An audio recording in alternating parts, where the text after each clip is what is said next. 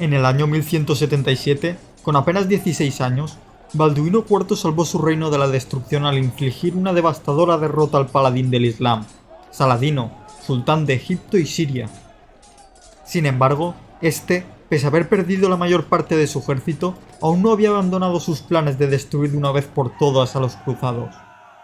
Tras su gran victoria en Montgisart, al no tener suficientes hombres para lanzar una ofensiva a gran escala contra los musulmanes, Balduino se limitó a fortificar y reforzar sus fronteras ante la inevitable ofensiva de su enemigo. En abril de 1179 se enfrentó en una escaramuza contra las fuerzas del sobrino de Saladino, Farrukh Sham. El combate fue feroz y los cristianos fueron derrotados, siendo Balduino salvado de una muerte segura por Hunfredo II de Torón. Unas semanas más tarde, en junio, tuvo lugar otra batalla. Balduino salió a interceptar una incursión de beduinos entre Beirut y Sidón. El rey y su ejército marcharon hacia las colinas de Mar Harriun, acompañados por Raimundo de Trípoli y Odón de San Amant, gran maestre de los caballeros templarios. No tuvieron dificultad en derrotar a las fuerzas del sultán y, creyendo haber ganado la batalla, bajaron la guardia. Raimundo y Odón se desplazaron con sus caballeros a una zona expuesta entre Mar Harriun y el río Litani. Fue en aquel momento que los beduinos se reorganizaron y atacaron por sorpresa a los cruzados, provocando una derrota total. En medio de la caótica lucha, Balduino fue derribado de su caballo y tuvo que ser llevado a un lugar seguro a lomos del corcel de otro caballero. Entretanto, Saladino había aprovechado para poner bajo sitio la fortaleza de Le Chastelet. Balduino trató de reunir a su pequeño ejército para romper el asedio, pero llegó demasiado tarde. Debido a estos fracasos y a las disputas internas entre las diversas facciones del Reino de Jerusalén, así como por el deterioro exponencial de su salud, Balduino propuso una tregua de 2 años a Saladino, que éste aceptó con gusto para hacer campaña libremente en el norte de Siria. Sin embargo, la tregua, que debía expirar en mayo de 1182, fue rota a mediados de 1181 por Reinaldo de Chatillon, que capturó una caravana de mercaderes en su camino desde Egipto a Damasco. Reinaldo ignoró la petición del rey de hacer una restitución a Saladino para así evitar la guerra. Decidido a vengar esta ofensa, en julio de aquel mismo año, el sultán reunió sus fuerzas de más de 35.000 hombres para invadir el reino de Jerusalén. Saladino cruzó con su ejército hacia el lado oeste del río Jordán y avanzó hacia lo largo del terreno elevado. Tan pronto como las patrullas de reconocimiento revelaron la maniobra del líder musulmán, Balduino decidió movilizar su ejército de 9.000 soldados para interceptar a su rival antes de que fuese demasiado tarde. Balduino establece su campamento en las cercanías del castillo de Belvoir, donde aguarda a su enemigo. A la mañana siguiente, Saladino ha llegado con su formidable ejército, y sus fuerzas se extienden por kilómetros, causando tanto temor como admiración entre los cruzados.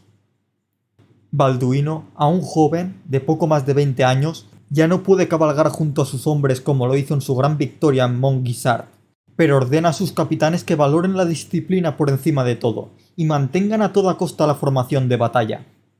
No consentirá que se repita el error de Mar Harriun, donde la victoria se esfumó de entre sus manos por la falta de disciplina y orden entre sus tropas. Saladino desata entonces a sus arqueros montados a caballo para que hostiguen a las fuerzas cristianas con una tormenta de flechas. Su intención es forzar a los cruzados a lanzar una carga desesperada para luego rodearlos y acabar con todos ellos. Informado por sus oficiales de la situación, el rey leproso ordena que se cumplan sus órdenes de mantener la formación y que no caigan bajo ningún concepto en la trampa de su astuto enemigo. Los principales capitanes, Reinaldo, Guido, Balián y otros, marchan al frente de sus tropas, manteniendo la formación ante el incesante acoso enemigo. Saladino y sus oficiales esperan que los cristianos lancen una potente carga frontal.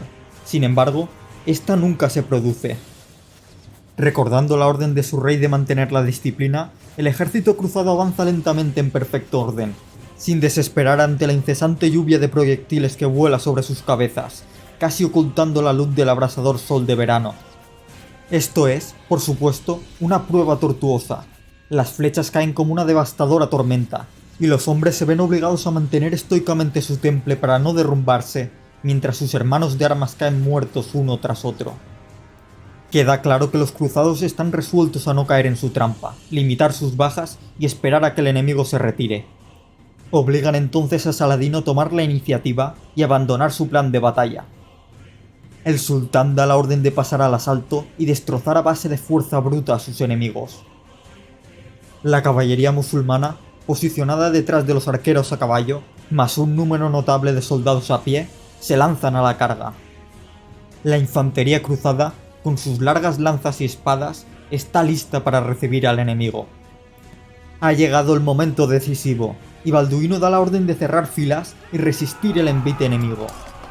La carga yubí se deshace nada más alcanzar la línea cruzada, que es un muro inexpugnable.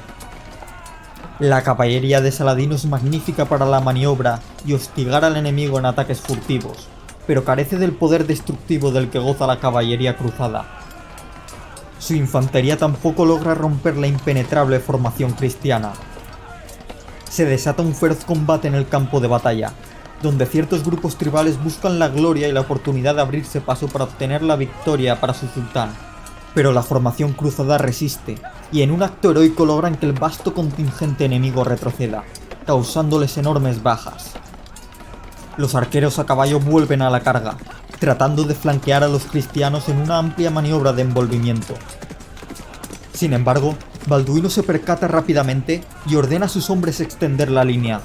También envía a su reserva de caballería a bloquear el movimiento enemigo.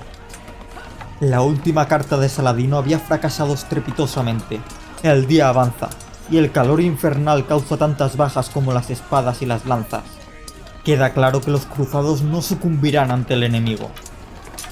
Los cristianos permanecen inquebrantables en sus posiciones, y avanzan con cautela solo cuando es posible, haciendo retroceder gradualmente a los musulmanes del campo de batalla. Finalmente, con el sol comenzando a esconderse y con la caballería cruzada preparándose para la carga contra sus ahora fatigadas tropas, Saladino da la orden de retirada. Balduino y sus hombres han resistido heroicamente, y le han infligido una gran derrota a Saladino y su gran ejército. El derrotado sultán llevó los restos de su ejército a sitiar Beirut, mientras otro ejército desde Egipto atacaba desde el sur. Balduino sabía que lo estaban provocando a dividir sus fuerzas, pero no cayó en la trampa y con sus hombres rompió el asedio de Beirut, forzando a Saladino a huir definitivamente.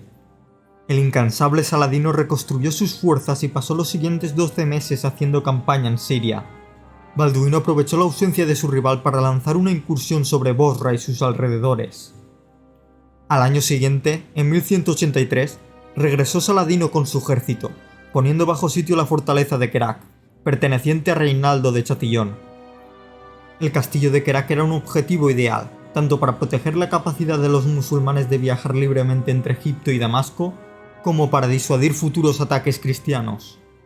Balduino, llevado en camilla para aliviar el dolor de su lepra, marchó inmediatamente con una fuerza de socorro, con su regente Raimundo de Trípoli como comandante en funciones. Saladino, temiendo quedar atrapado entre dos fuerzas, abandonó el sitio y se retiró, y con ello cesó todas sus campañas contra Jerusalén mientras Balduino siguió con vida. Kerak siguió siendo una fortaleza cruzada y un símbolo del poder cristiano sobre la región hasta que cayó bajo control musulmán en 1188. El rey, cada vez más enfermo, hubo de ir cediendo los asuntos de estado a su regente, hasta que, finalmente, falleció entre marzo y mayo de 1185, a la edad de 24 años.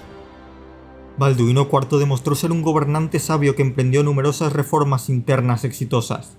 También logró mantener prácticamente intacto el reino que había heredado, pese a enfrentar a un enemigo mucho más poderoso como lo era Saladino, ganándose con ello la admiración de amigos y enemigos.